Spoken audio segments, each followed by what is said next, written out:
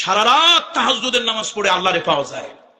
আর খালেস নিয়তে ফরজ নামাজটা আদায় করে হারামকে হারাম জেনে হালালকে হালাল জেনে চলে যদি জনগণের সেবা করেন, স্বয়ং আল্লাহকে পাওয়া যায়। কারে পাওয়া যায় বলেন তো? কারে পাওয়া যায়? আল্লাহকে পাওয়া যায়। ইবাদতের দ্বারা বেহেশত, আর জনসেবা মানব সেবার দ্বারা কি পাওয়া যায়? তাহলে আল্লাহ বড় না বেহেশত বড়? মাল্লাহুল মাওলা ফালাহুল কুল, মান কানা লিল্লাহি কানা আল্লাহু লাহু।